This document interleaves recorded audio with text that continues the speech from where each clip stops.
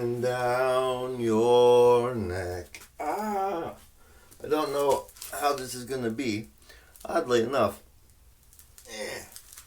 this device sometimes does bad audio to visual sound synchronization. I'm not sure why. I'm trying to record this video because I owe Gavin a VICO, which is Gavin is Hero Looking for Group, Hero LFG, LLC, I think. And a VICO is a video correspondence. We've done one playlist of them before. I extracted one piece out for the public.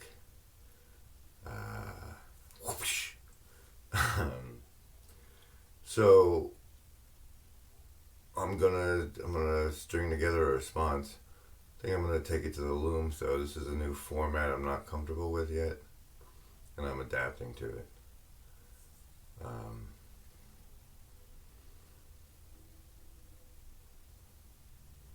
I'm concerned about the amount of gigabytes the video is gonna store up on the phone more than anything.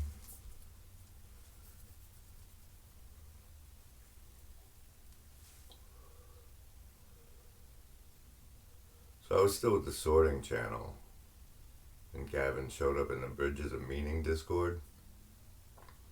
And I have little birds, like Varys has little birds, but the little birds don't act like they know they're my little birds. They just bring me things that interest me, like a friend would.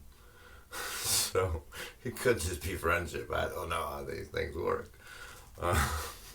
But this guy is interesting, or said something that was relevant to me, and then otherwise, it's like there's a lot that goes on the Bridges of Meaning Discord, and like people that serve as eyes and ears for people they share interests with are performing metacognition in a great service. It's just we do these this is the social layer where things happen and fall into rhythms and dances and back scratches and unspoken things. And Gavin will be the first, not maybe the first, but one of the first to tell you that his mind works different. And the reason we started doing these video correspondences was because he preferred asynchronous communication, and I like to prototype and experiment. But somebody drew him to my attention because I was helping out with a YouTube channel. I thought I was moving into one position, and it turns out I was moving into a different position that ended up not being a position. But at the time, we were trying to build what I'm always trying to build. And first, it's got to be a co-op instead of a corporation, because a corporation is just a corpse, a walking corpse with a single motivating drive of its own growth and the fiduciary responsibility to its investors. Whereas at least a co-op, everybody is involved, not just a ring of wizards underneath the dragon horde, but like, this is our career, this is what we're doing with our lives. We're cooperating in this way for everyone's benefit. But it's like, he had at least gone as far as making an LLC, and so we were going to have to figure out all that sort of paperwork, because it wasn't just one person getting all the donations and support that was coming in. So it had to be, and like there's great opportunities for experimenting in this sort of thing with cryptocurrency communities, like the Hive tokenization and proposal board thing they have going on over there. It's so it was a knowledge, it was a new sea of knowledge that the ship was being guided into, and this guy that's got the LLC experiment showed up, and Hero LFG is like from WoW, and looking for group, yes, let's fucking go LFG, yes. So my take on his thing was that that's the response when people see the company name. So the service that they get when they arrive should be related to like helping. The notion was that like, oh, you're a hero, well, here, we'll help you figure it out. We got the guild over here for this, we'll help you, point you in the right direction. of your group, or at least be a tavern where you could. Anyway, so we talked around sorting. I had him like whip up a couple coding things for me while I live streamed over on D Live. Great stuff that just um, I need staff to help me use it. I'm the important thinker guy. I need the interns and stuff to figure out the hows and whens, and that's a human function.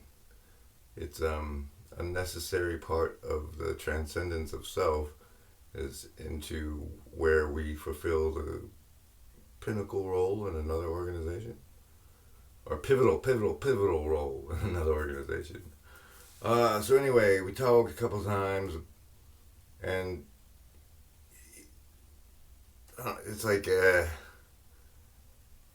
don't know, if I visualize the whole place as like a giant market, like a bazaar, okay, and basically channels that at least can pull an audience essentially get a stage that manifests in the market at the same time in the same place.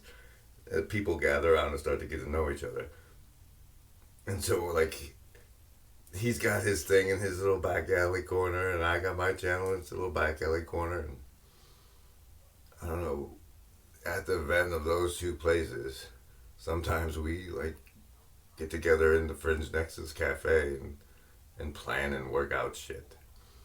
And he called me out on his new Minerva arts experiment, and because we have enough attention to exchange currency charge built faith credit, like reciprocity of attention, like over time, whatever that turns into.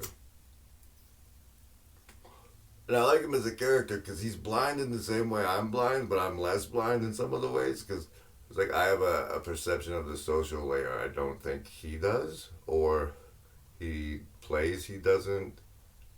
It's like because he gets frustrated when like high status people can't hear him. Like that's the fourth wall, dude. Relax. It's normal. That's I know. That's what I'm up against is like that you have to have a channel and a whole herd of followers before you can have a voice because of the way things worked out with these black screens and stuff. So, but yeah, so it's the problem I'm solving or working to solve. He's trying to be some idealized human for some reason. But there's like I don't know, I guess that'll serve as the introduction to the VICO series number 2, Minerval Arts. And I'm going to go ahead and keep going with the first thing. Technically, he's got the post out and it says go read his blog. It's a 9-minute video. It's a little crooked. And how he wanted to, like, it's like, I don't know if he knows he's doing it or if he's doing it on purpose. And, like, for example, when you suggest that the experiment we do is, when you suggest for the player, as the DM, when you're setting up the experiment, and you suggest that the player do something as specific as the election, that constrains like what they might put in the box had you left it more empty and vague in all sorts of ways that say a whole lot about you and your intentions. And like for the less aware who just play along with it, they might not see those things. But for people who do see those things, that you do them feels manipulative. I don't know that you like couldn't like the experiment as I recall it after having read the blog goes something like I offer you the opportunity that I'll steel man the mainstream position. Like like it's hard to steel man the mainstream position. So, oh, I don't know. At first, I gave a cheeky thing because I was offended by the election nonsense. I To me, politics. I saw the movie Gladiator, and they explained how bread and circuses kept the herd of people distracted, and I have to be okay with that because that's like how the evolution of slavery played out. But there has to be a system for the sheeple that wake that that don't fit, that see it and can't be part of it. It won't be part of it. There has to be something else for them to do. And I'll build it if I have to. Wow. So, oh, earbuds and rhetorical wizardry. Rhetorical wizardry is important. Also, naivety signaling. There's a Schmachtenberger did a four-parter on the Stoa, one of which he talked about both channeling and naivety signaling. If you find those for me, like Gavin, now that I'm onto the the asynchronous correspondence part, if if you find those clips, I'll go over it with you because like that's I think the thing we're both blind about is this naivety signaling. And earbuds in the hog farm. So you in the Minerva Arts video 1.0 or whatever you were calling it, I'm calling it VICO number 2.